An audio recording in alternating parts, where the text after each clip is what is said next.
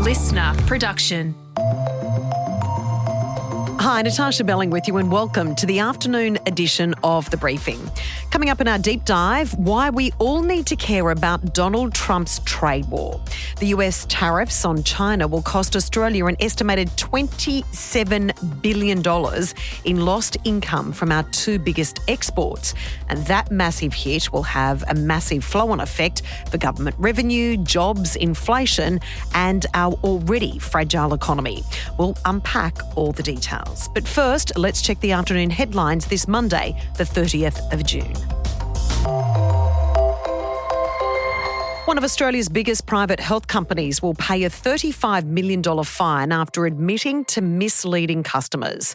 BUPA will pay the penalties in response to legal action from the ACCC after the insurance giant misled thousands, leaving customers out of pocket or forcing some to not proceed at all with treatments. Here is ACCC Chairwoman Gina Cascott-Leib. This is very serious conduct, which fell really well short of what we expect of one of the largest health insurers in Australia. To the US now, and the body of a suspected shooter has been found after what authorities believe was a targeted attack on first responders attending a fire in Idaho.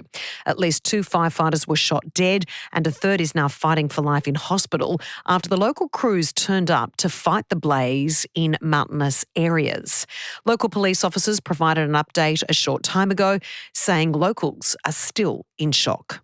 It hasn't sunk in yet. I mean, this is a situation where I don't even think a lot of us in this room has processed this. So this was a total ambush. These firefighters did not have a chance. And jurors in the mushroom murder trial in Victoria have started their deliberations on a verdict. 50-year-old Erin Patterson has pleaded not guilty to the murder of her in-laws, Don and Gail Patterson, and Gail's sister, and the attempted murder of a fourth person. Now it's time to get into our deep dive on Donald Trump's tariff war. Economist Dr. Susan Stone joins us to explain why it's set to have a major impact on all of us, even here in Australia. Susan, thanks so much for joining us. Can you tell us right now, there's been a bit going on in the world, can you tell us right now what is happening with the tariff war with the US at the moment, with Australia in particular? Well, the U.S. president has come out and said that he is not going to extend any further pause on what he's calling the reciprocal tariffs. These are the tariffs that were placed on every trading country with the U.S., even some that don't trade with the U.S. very much. And they were put on pause for 90 days to allow countries to negotiate agreements. Now, the only countries that have had intermittent, because these aren't final agreements, announced are the UK and China. No other country has announced an agreement yet. So that is giving people a little over a week to try to put something in place. And so we know that Penny Wong is in Washington or on her way, and many other countries as well are trying to push for some kind of resolution on these tariffs. The time is running out incredibly quickly, Susan. We know there's been a number of delays with our Prime Minister meeting up with Mr. Trump. Many people are saying that's the best way to deal with the US president is of face-to-face negotiations. How concerning do you think it is that our Prime Minister hasn't had a chance as yet to meet with Mr. Trump? And do you think the Foreign Minister will be able to get some type of tariff deal over the line? To be perfectly honest, I think it is a shame that he hasn't been, but I don't think that it has anything to do. I don't think it's a necessary reflection on Australia. There's been a lot going on, especially in the Middle East with Israel and Iran, that the US was obviously very much involved in. These issues really did take priority. So Australia and AUKUS and things are longer term, slower burning issues that can kind of be put on the back burner from now. At least that's what I assume the administration's thinking. And that's probably why it's easy to postpone those face-to-face meetings. In terms of Australia's ability to get a deal, if you mean a deal by eliminating tariffs, I think those chances are very small because the administration has been consistent in this, that they say 10% is the baseline for all countries. And for them to give an exemption to Australia raises the question, well, then why can't Canada? Why can't, Indonesia? Why can't Italy? Why, or the EU? Why can't other countries get this same kind of treatment? And I don't think the administration wants to have this kind of bilateral negotiations going on. I think that they're very keen to have that kind of minimum 10% across the board. And that's all that Australia is facing. Australia isn't facing any additional reciprocal tariffs like many other trading partners are. So from the outset, just regarding the 10%, but if you break it down with the ongoing trade war with other countries involving the US and China, there is a direct impact on Australia in regards especially to LNG and our iron ore industries, which are worth billions of dollars with exports. Unpack that for us. Right. That's an excellent point because what Australia is facing outside of a few key industries like beef or barley, they're facing indirect impacts. We're facing our trade partners being hit by significant tariffs. And as you pointed out, that's especially in the iron ore and LNG sectors, almost 38% of our LNG goes to Japan. And Japan is being threatened with reciprocal tariffs about 24%, plus additional tariffs, plus tariffs on steel and aluminium. And they're also facing potential tariffs in the semiconductor industry and other kind of high-tech tariffs that the administration is talking about. So Japan as a major export market is extremely exposed. It already has slow growth. So this could significantly affect our ability to sell LNG to Japan. And the same with iron ore and China. China obviously is a huge market for iron ore. Their building sector is already under pressure. They're already slowing down. There's already an anticipated lessening of demand. Any increase in tariffs, any undermining of their main export market, the US, is going to slow China and their demand for iron ore as a result. So the iron ore sector is also facing an extremely precarious situation from its major destination market. Susan, the latest estimates are that total export earnings from Australian energy and mining sectors are expected to fall by $33 billion by 2026-27. That is a huge loss. How does that then play out for the associated jobs involved and also the other industries and our overall very fragile economy? The commodity market right now is extremely volatile. I was reading that the World Bank is saying that it is the most volatile commodity market they've seen since the 70s. There's a lot of uncertainty. Prices have been falling since 2023. So this is kind of a continuation of the trend.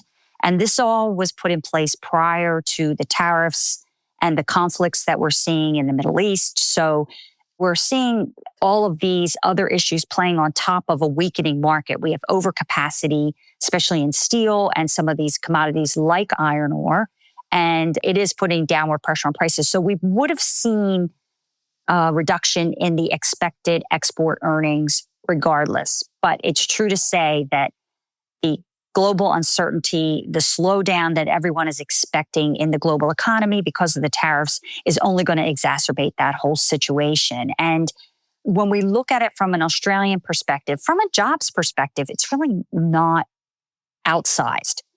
Mining in total only accounts for a little over 2% of total employment.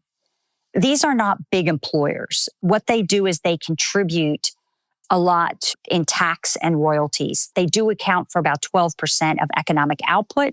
So from a position of growth and economy and money going into the economy, they are important. And obviously from a government revenue perspective, we're expecting if their tax revenue and their royalty payments go down, that will put pressure on a government that is already experiencing a lot of pressure in terms of budget deficits and a declining revenue base, especially in the fact of a very slow growing business sector. So it's just adding insult to injury, if you will, because it's just more bad news in that sense. And governments will really need to think about how they're going to change their revenue raising approaches, which has already been discussed. And there's that big roundtable on productivity coming up.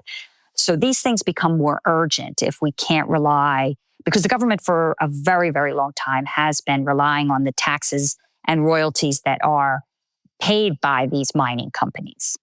So for the average Australian, Susan, I hear you say straight away that the government's going to take a massive revenue hit. So as we know, they always have to look for other avenues for that revenue. So for the average Australian right now, does that mean we are going to face higher taxes? How does this affect the average Australian right now if you're, of course, not employed in this sector? If you're not employed in the sector, you might be employed in a sector that provides services to the mining industry, which, of course, if you're in WA or Queensland, are quite a few. So the secondary impact of these supplier industries could impact your ability if you're doing any kind of hardware supply to them, pipes, other kinds of transportation, trucking, storage, warehousing, shipping. These things will all have an impact if those sectors don't demand as much. So anybody that works in those sectors will be affected.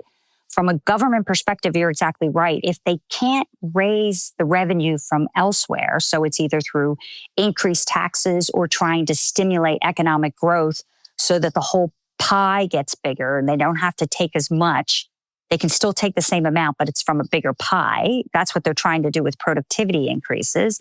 So they can either do that, but that's a longer term prospect. So in the short term, we're going to be looking at their ability to deliver services that they need to deliver or cutbacks on different programs that maybe are not seen as vital to the overall budget. And so that becomes a prospect for not only the federal government, but the individual state governments that do rely heavily on the royalties that are coming from mining activities. And as I mentioned before, WA and Queensland, but all the states really have mining revenue that they rely on. So you're going to look at state budgets becoming increasingly under scrutiny and under pressure. And there may be some need to cut back on spending from that perspective. So, Susan, if I said to you, everyone needs to care about what Mr. Trump does with tariffs, that's the key takeaway message here, isn't it? Can you unpack that for us, why we all need to care? Yes, because these things are flow-on effects. And very few goods these days, or even services, are made, all of the whole thing is made in one place. Everybody knows about global value chains. Everybody knows that these things are traded across the globe. So every time a good crosses a border, and if it goes into the US, and sometimes these goods cross into the US and come back out and come to Australia, they're getting taxed when they do that. And that just raises prices. And as long as we're concerned about prices increasing through tariffs or through uncertainty, because, one of the things is when things become uncertain, businesses stop investing and they stop making plans. And that means they stop employing people, or they don't give you a raise, or, we were going to open another store, but now we're not going to. So these things affect everybody. And this whole uncertainty, I think the tariff increases are direct cost, and that is going to be big, but most of that cost will be borne by American consumers and businesses. They're the ones that are really going to be paying the most. Australians will be affected by any goods that go through the US, but it's really the US consumers. Where Australians are really going to suffer is this uncertainty that develops, and it makes businesses not want to invest, not want to employ. It makes insurance costs go up because businesses now need to take more insurance out on contracts that they're making. It makes shipping costs go up, and given that Australia's economy, it's such an open economy. So our exports going out and our imports coming in really are a large part of our economic activity. And if shipping rates go up, that just means everything becomes more expensive. It becomes more expensive to ship your exports. It becomes more expensive to bring your imports in.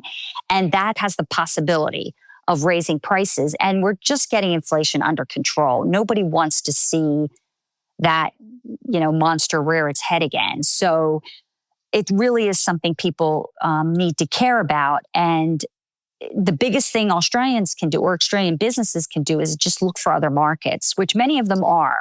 This is the kind of activity we need to see continue happen.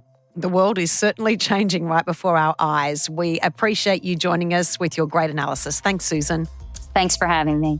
That was Dr. Susan Stone, economist from the University of South Australia.